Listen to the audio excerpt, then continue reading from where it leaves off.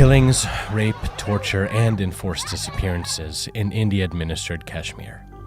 Ever since a rebellion against Indian rule erupted in Kashmir in 1989, at least 100,000 people have been killed, and more than 8,000 have disappeared in custody.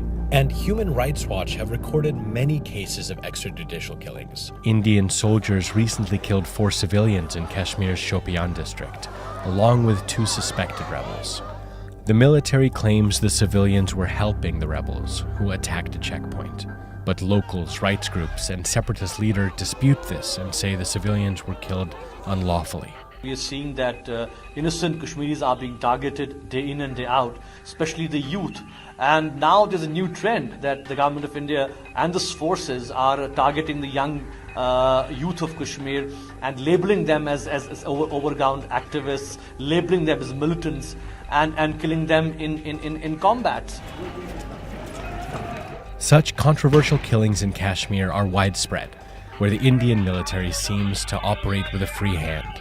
What encourages the army's impunity? AFSPA, or Armed Forces Special Powers Act, a law that was introduced in India-administered Kashmir in 1990. There's a legislation called the Armed Forces Special Powers Act, wherein that the army personnel, whatever they do, they rape, they disappear, they murder, they torture people there randomly, and then they cannot be prosecuted. Government of India is convinced that they can get away with everything.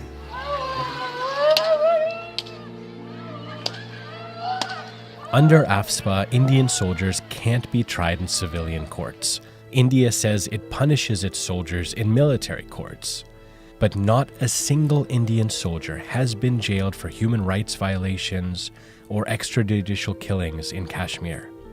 Ordinary Kashmiris and activists have made a desperate call for the law to be revoked, but India refuses, saying its soldiers are acting in good faith. This is a part of a cyber war against the armed forces. It first started with Pakistan, then the Hurriyat took it up. People who are not exactly involved with the operations of the armed forces, they are now demanding it. So it is having a demoralizing effect on the armed forces. If an Indian soldier is convicted in a military court, he or she can challenge the judgment in a civilian court, citing AFSPA. But the plaintiff can't challenge the verdict in any way. On January 27th, Indian soldiers shot dead 3 civilians in South Kashmir. The army said it was defending itself from protesters. The local government conducted an investigation into the role of Major Aditya Kumar, who led the accused army unit. But India's top court blocked the investigation into the killing, and Kumar was freed. In 2000, 5 civilians in the Putrabal area of Kashmir were killed by the Indian military, who said they were terrorists.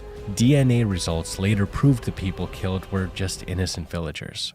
Hindustan government से यानी कि state government से इतने सालों से इंसाफ मांगते हैं तो इंसाफ हमें मिला नहीं है, लेकिन क्योंकि ये जो गवर्नमेंट है ये इंसाफ दिलाने वाली नहीं है, तो अगर ना भी दे तो क़यामत तक हम जब तक जिंदे हैं तब तक हम लड़ते रहेंगे. Similar killings were carried out in 2010 in North Kashmir's Much Hill sector, where the army gunned down 3 civilians in a staged shootout. The incident triggered a mass uprising in Kashmir. The officers involved were first sentenced to life imprisonment by a civilian court, but were later bailed out by a military court.